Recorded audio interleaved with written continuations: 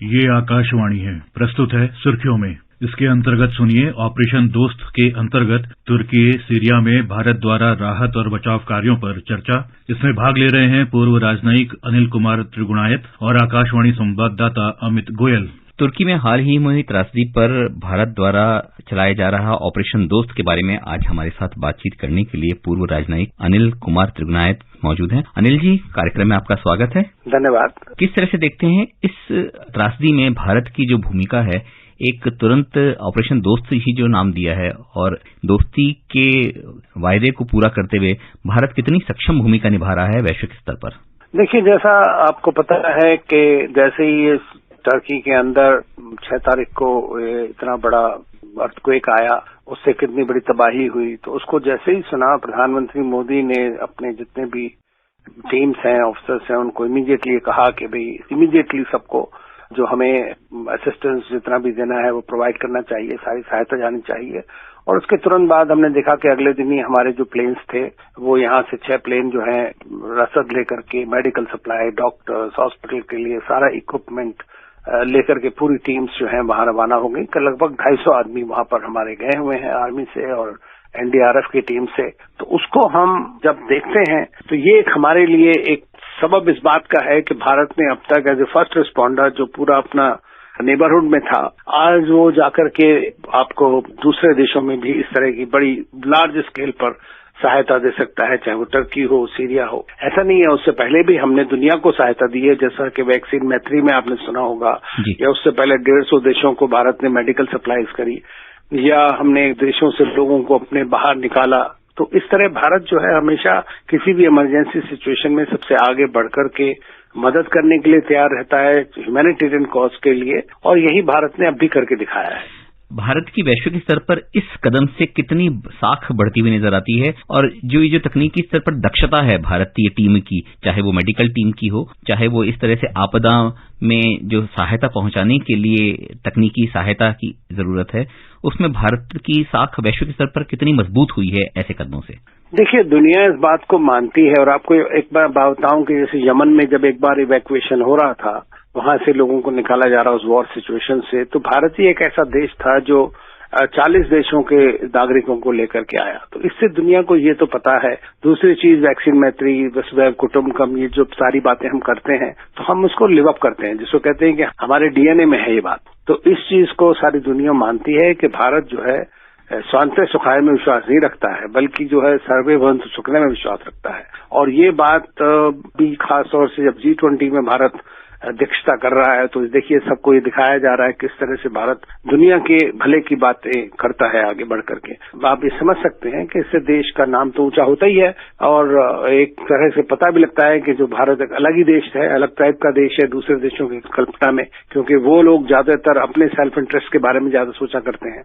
मैं समझता हूँ हमारा एक स्पेशलिटी है जिसको दुनिया एक्नॉलेज करती है आज भी, और ये कई बार हुआ है। देखिए, नेपाल में जब इतना बड़ा भूकंप आया 2015 में, तब भारत ने इमीडिएटली वहां पहुंचाया। बांग्लादेश, श्रीलंका, नेपाल, आपका मालदीव्स में, अफगानिस्तान में, जहां पे भी कभी कोई किसी तरह की आपदा आती है, कोई समस्या आती है, तो भारत सबसे पहले आगे बढ़ करके खड़ा होता है और मदद करता है दुनिया की। भारत ने सहायता के तौर पर कितनी टीमें भेजी हैं, और वो प्रारंभिक तौर पर क्या क्या काम, किस तरह की सहायता तुरंत प्रदान करेंगी? देखिए, हमारे लगभग 250 लोग गए हैं आर्मी से, और एनडीआरएफ टीम्स जो है वहां पर, उन्होंने वहां एक 30 बेड का बड़ा हॉस्पिटल वहां पे क्रिएट किया है। रेस्क्यू टीम अलग है जो उनको लेकर के आ रही है अंदर से, और देखा हमने कई सारे विजुअल्स आ रहे हैं वहां से, जिसमें भारतीय टीम ने सक्सेसफुली बचाया है लोगों को।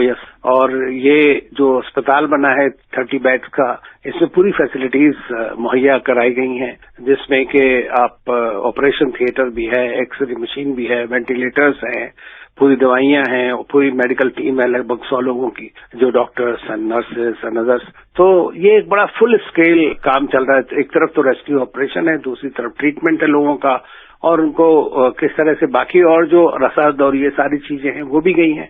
तो हर तरह की जो सहायता हो सकती है वो भारत प्रोवाइड कर रहा है, और मैं समझता हूं कि अगर और भी आवश्यकता होगी तो जरूर करेंगे। हालांकि अभी दूसरे देश भी आ गए हैं उसमें। जी, ये भी माना गया था कि भारत ने वहां पे बचाव दल के साथ साथ डॉग स्क्वाड भी भेजे हैं, जिससे भी इस तरह के ऑपरेशन में काफी मदद मिलती है। हाँ, डॉग्स जो होते हैं ना वो जनरली सूंघ लेते हैं, पता लगा लेते हैं, तो इससे आसानी होती है लोगों को, जिंदा लोगों को ढूंढने में और उनको निकालने में और बचा पाने में। जो dog is the best friend of the man, तो नेचुरली तो ये एक अच्छी बात है। ये इंटीग्रल पार्ट है वो टीम का।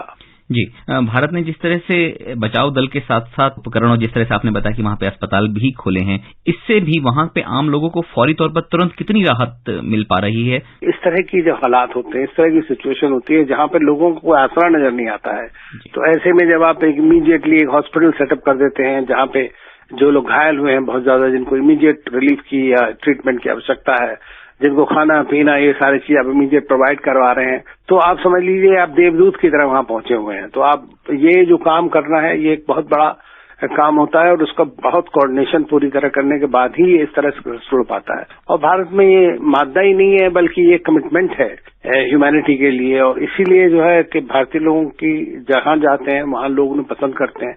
आपने वो एक फोटो देखी होगी कि हमारी एक लेडी अफसर को किस तरह से एक वहां की टर्किश लेडी थैंक यू बोल रही है।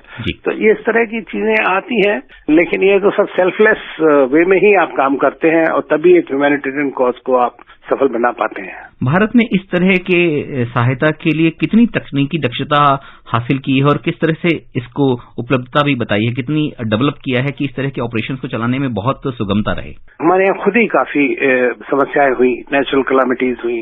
आपको पता है गुजरात में कितना बड़ा अर्थक्वेक आया था, और भी बार बार ऐसी चीजें होती हैं। तो ऐसे में जो भारत की जो एनडीआरएफ टीम है या भारत की जो फौज हैं वो सब पूरी तरह तत्पर हैं, पूरी तरह से ट्रेन्ड हैं, और वो जानती हैं कि किस तरह उसको फर्स्ट रिस्पॉन्डर के तहत काम करना है और कितना जल्दी। तो ये अपनी उनकी जो स्किल है, एक त्रासदी जब इस तरह की होती है तो उसके बाद हर बार आप एक नई चीजें सीखते हैं, नए चैलेंजेस आते हैं, उनसे बेस्ट प्रैक्टिसेस दूसरों के साथ होती हैं। तो इन सबको किस तरह से अमल में लाया जाए, किस तरह अपने आप को इम्प्रूव, तो ये कॉन्स्टेंट एंड कंटिन्यूअस प्रोसेस जो है एजेंसीज अप्लाई करती हैं, और इसी तरह से तभी वो एक परफेक्शन आप नहीं कह सकते कि 100% आप हर काम में सफल हो सकते हैं, लेकिन आप अगर 99% भी हो जाते हैं तो बहुत बड़ी अचीवमेंट है। दुनिया भर में भारत के इस कदम की कितनी सराहना हो रही है और भारत की जो स्थिति है कितनी मजबूत बन रही है इस तरह से कि आपदा में कभी भी हो तो भारत अपनी भूमिका और अपनी जिम्मेदारी निभाने में आगे रहता है।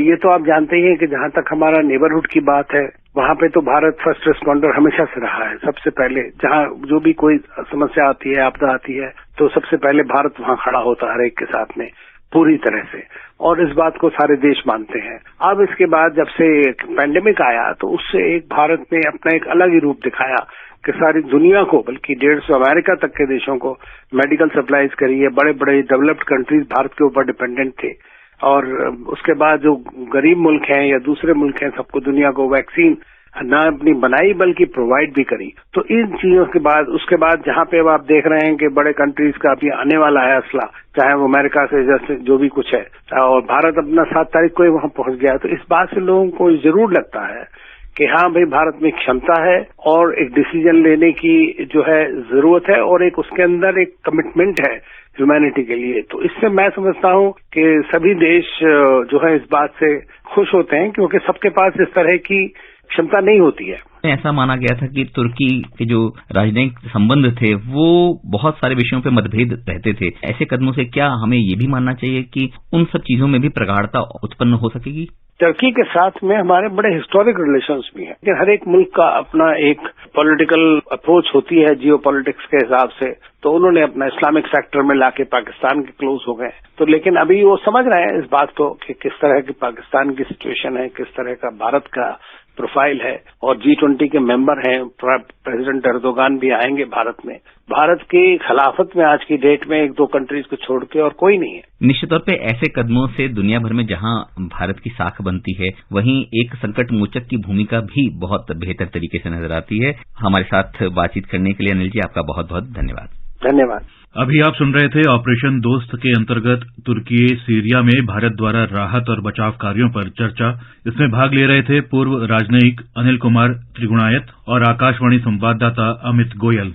ये कार्यक्रम आकाशवाणी के समाचार सेवा प्रभाग द्वारा प्रस्तुत किया गया। इसे आप हमारे mobile app news on AIR और YouTube channel news on AIR official पर भी सुन सकते हैं। इस कार्यक्रम के संबंध में अपनी प्रतिक्रिया आप हमें ईमेल कर सकते हैं। पता है AIRNSGTalks@gmail.com।